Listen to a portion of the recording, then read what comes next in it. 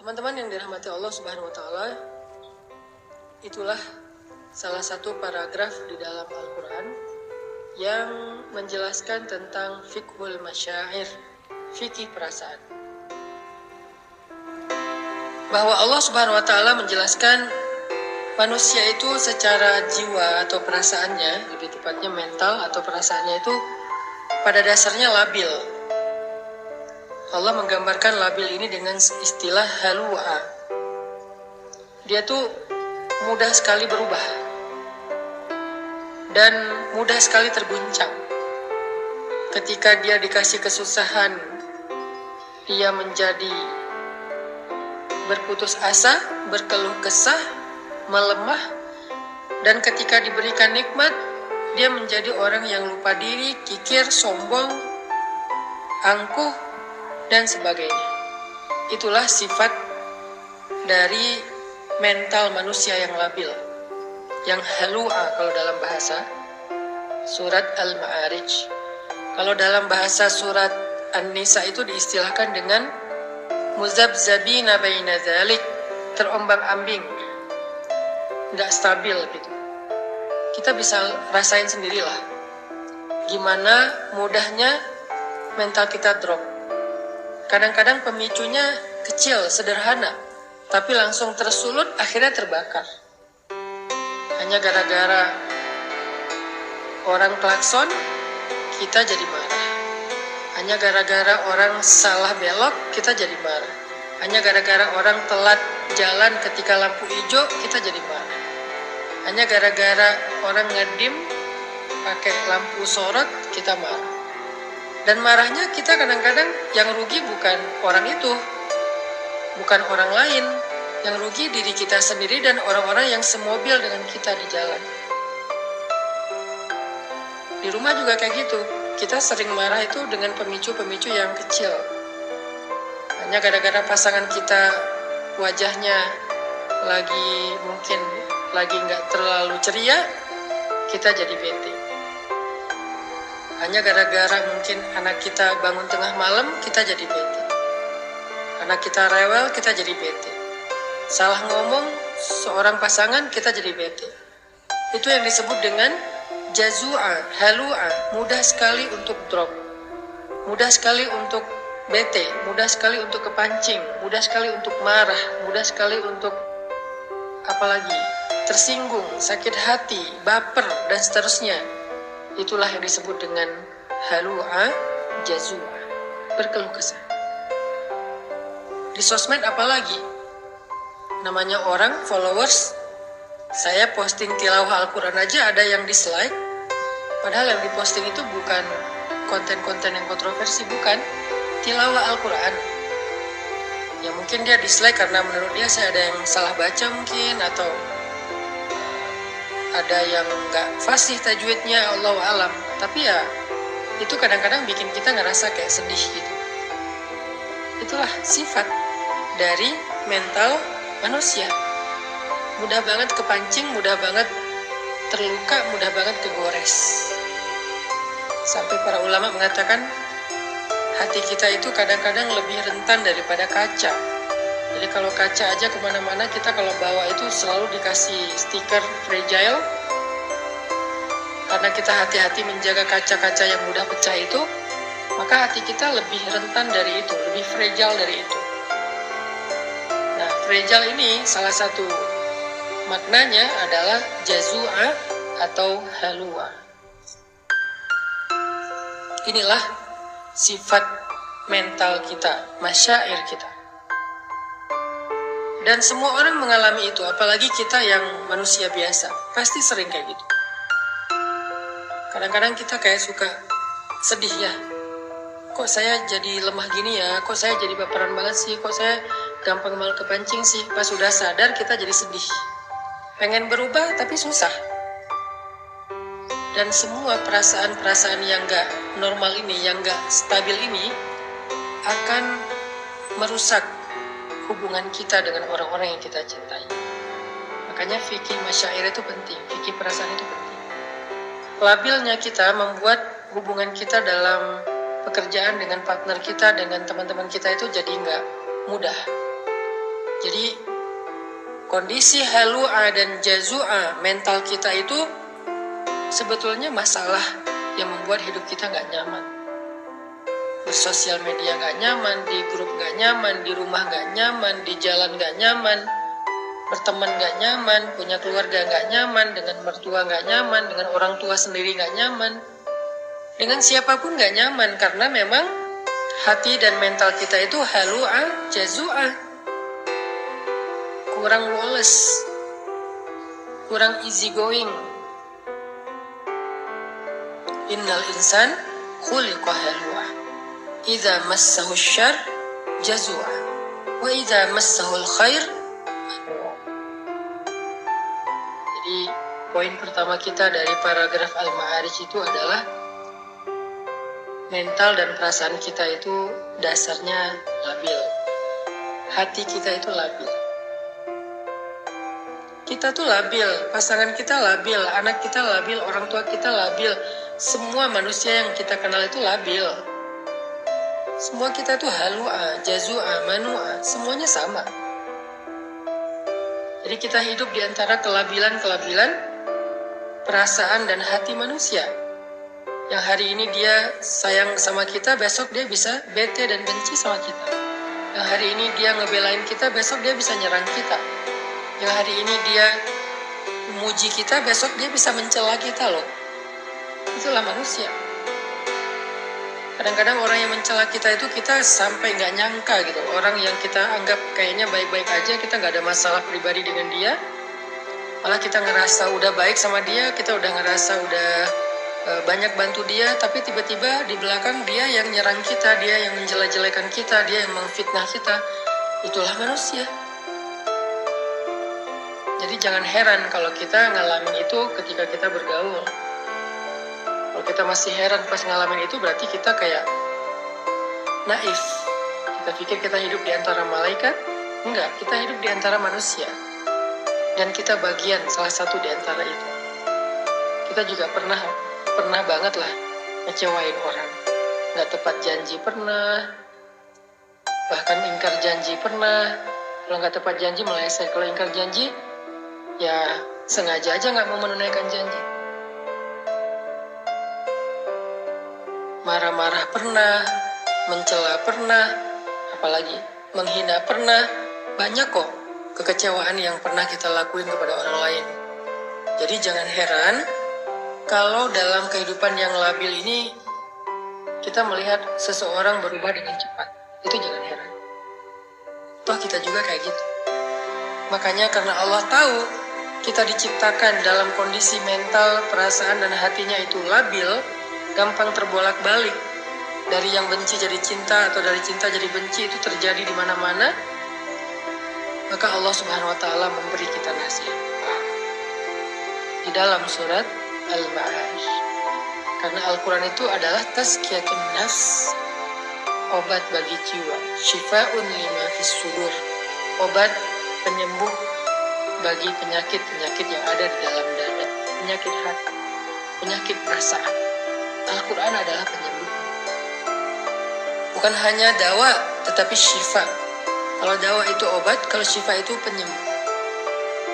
Kalau dawa, obat belum tentu sembuh. Kalau syifa, Allah menjamin akan sembuh. Kalau kita benar-benar memahami dan mengamalkan Al-Quran. Gimana cara memahami dan mengamalkan Al-Quran sementara membaca aja nggak ngerti? Itulah kenapa kita harus belajarnya bareng. Jangan belajar sendiri secara otodidak, ntar salah paham. Kalau dengerin booster, dengerin ceramah yang sifatnya adalah penyemangat, kayak kendaraan tuh dikasih bahan bakar. Kendaraan kalau nggak ada bahan bakar, nggak akan jalan, kecuali dengan cara didorong, capek kan? Tapi ada bahan bakar, jalan. Kalau nggak punya setir, nggak punya lampu, itu bisa masuk jurang, bisa masuk selokan, bisa kecelakaan. Nah, belajar secara serius kepada ustadz, guru, ulama, itu sama seperti kita menyalakan lampu mobil dan pakai setir. Sehingga kalau jalannya gelap, jalannya belok-belok, kita tetap bisa on the track. Maka, booster adalah spirit yang menyemangati kita dalam beramal soleh. Tapi ilmu yang kita belajar seminggu 2 kali dengan live kayak gini adalah lentera. Lentera yang kita bawa untuk menjadi penunjuk jalan, biar kita nggak salah jalan. Kalau kita udah tahu jalannya, booster yang ngedorong kita untuk bergerak. Dua-duanya penting. Jadi Al-Quran, dengan kita belajar serius seperti sekarang, walaupun saya berusaha sebisa saya menggunakan bahasa yang gampang, yang mudah, yang sederhana, tapi kontennya tetap substansial loh. Tetap bedah Al-Quran, cuman dengan bahasa sederhana yang saya mampu, sesuai dengan bahasa sederhana ketika saya lagi nongkrong bareng dengan teman. Saya nggak mau bahasanya kayak bahasa mimbar banget, bahasa pesantren banget, bahasa kampus banget. Mungkin teman-teman bakal ngerasa kayak berat banget sih pembahasannya. Tapi kalau gini kan kita kayak lagi ngobrol di tongkrongan kita. Tapi pembahasannya Al-Quran. Kayak gini kita belajar. Supaya apa? Supaya dapat lentera. Dapat petunjuk, dapat cahaya dalam berjalan di dalam kehidupan kita. Nah, Allah Subhanahu wa Ta'ala menjadikan Al-Quran itu sebagai petunjuk. Hudan lil muttaqin, hudan lin nas wa bayyinatin minal huda wal furqan. Al-Quran itu petunjuk. Dan ketika kita pengen mengambil petunjuk Al-Quran, caranya nggak cukup baca sendiri. Kita harus membedahnya dengan tafsir, tadabbur, tafakkur, dan seterusnya. Bersama seorang guru. Malam ini kita belajar seperti malam-malam yang udah lalu tentang petunjuk perasaan. Gimana cara mengatur perasaan kita biar hidup kita nyaman. Karena kenyamanan hidup diawali dari dalam diri kita, bukan dari faktor fasilitas yang ada di luar kita. Ada orang yang bahagia walaupun hidupnya sederhana. Ada orang yang sengsara, sedih, mengeluh walaupun dia hidup dalam istana. Kasihan gak tuh orang hidup dalam istana tapi mengeluh. Orang hidup di gubuk sederhana tapi dia bahagia. Karena orang lupa kebahagiaan itu sumbernya ada di sini. Bukan di rumahnya seperti apa, mobilnya kayak gimana. Buat saya, ternyata bahagia itu sumbernya bukan di dalam fasilitas hidup, tapi di dalam hati kita. Selama hati kita bisa dibahagiakan, maka kita akan merasa cukup dengan apapun. Jadi, kalau pengen bahagia teman-teman, yang pertama harus kita rawat itu adalah hati dan perasaan kita, bukan tubuh kita. Tubuh kita perlu dirawat, iya banget, tapi itu bukan yang paling utama. Itu perlu, tapi ada yang lebih perlu. Kalau pengen hidup bahagia itu, belajarlah merawat hati dan perasaan kita, jiwa dan mental kita. Dan gimana cara ngerawat hati dan perasaan, jiwa dan mental kita? Bukan dengan skincare, bukan dengan kendaraan baru, bukan dengan aksesoris, bukan dengan fasilitas hidup. Jiwa dan perasaan kita itu dirawat dengan iman, memperbaharui iman. Bukan dengan jalan-jalan, Ustaz. Bisa, tetapi enggak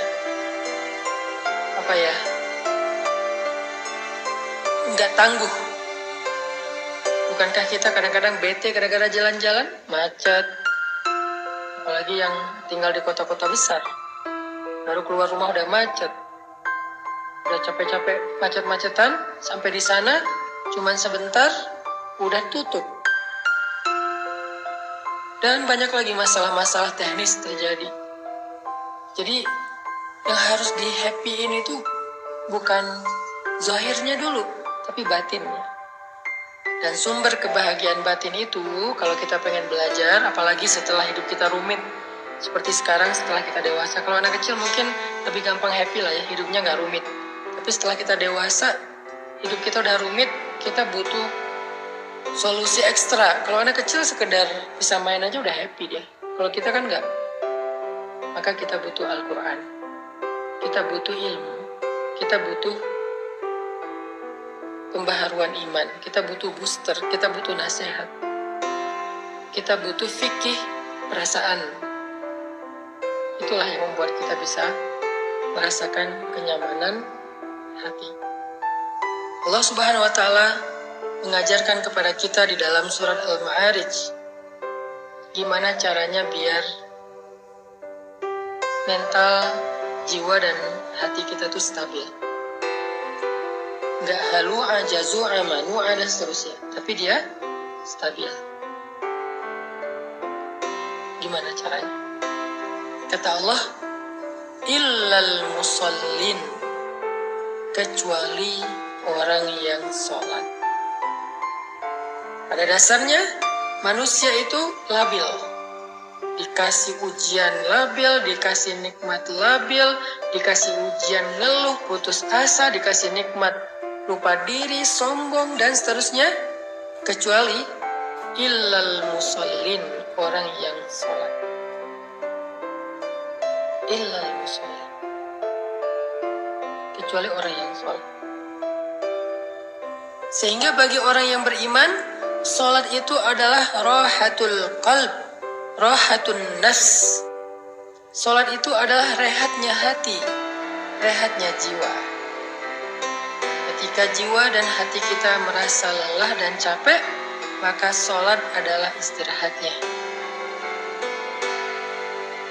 Jika Nabi capek dengan omongan orang-orang yang membenci beliau, capek dengan fitnah, capek dengan caci makian dari orang-orang kafir Quraisy saat beliau berdakwah, seharian beliau lelah, sampai di rumah beliau ketiduran karena capek, maka Allah membangunkan Nabi. Nabi tidur untuk istirahat fisik, istirahat badan. Beliau tidur. Nah, kalau badan kita udah capek, kita tidur. Itu istirahat badan, istirahat zahir, fisik. Tapi Nabi belum istirahat batin. Karena walaupun tidur, hatinya masih sedih. Walaupun tidur, hatinya masih kecewa, masih marah. Makanya dalam keadaan tidur itu Allah membangunkan Nabi. Ya ayyuhal muzammil. Wahai orang yang sedang tidur dan berselimut, yang hatinya masih gelisah, yang hatinya masih lelah, yang hatinya masih sedih dan kecewa, yang hatinya masih marah. Ya ayyuhal muzammil, qumil laila illa qalila. Bangun dan sholatlah di malam walaupun cuma sebentar. Kenapa? Karena tidur itu istirahat fisik, tapi sholat itu istirahat jiwa, istirahat batin. Sehingga kalau batin dan jiwa kita merasa lelah, capek, lemah, kecewa, marah, labil, dan seterusnya, dia butuh istirahat, dia butuh hiburan. Dan hiburannya as-sholah. Di surat Al-Ma'arij Allah bilang, obat jiwa itu adalah illal musallin, kecuali orang yang sholat. Di dalam surat Al-Muzammil Allah mengatakan, wahai orang yang lelah, wahai orang yang sedang tidur, wahai orang yang sedang sedih, kecewa, yaitu Rasulullah SAW, kumil laila illa qalila, bangun walaupun cuma sebentar, sholat. Itu obat jiwa bagi orang yang beriman. Dan Nabi SAW bersabda, ketika Nabi dalam keadaan sedang lelah jiwanya, lelah hatinya, lelah perasaannya dengan semua omongan-omongan orang Yahudi dan orang munafik di kota Madinah, maka Nabi SAW menyuruh Bilal untuk azan agar beliau dan sahabat bisa sholat untuk bisa mengistirahatkan hati yang lelah. Apa kata-kata Nabi? Arihna bis sholah ya Bilal, istirahatkan kami dengan sholat wahai Bilal. Istirahatkan kami dengan sholat wahai Bilal.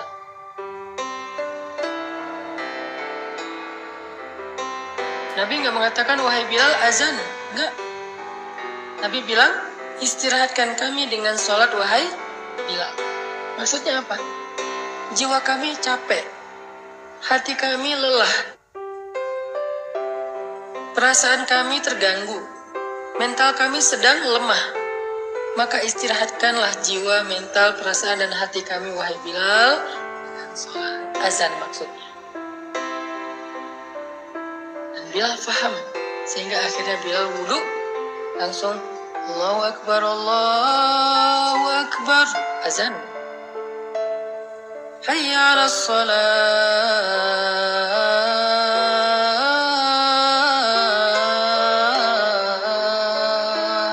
Yuk kita sholat. Hayya 'alal falah.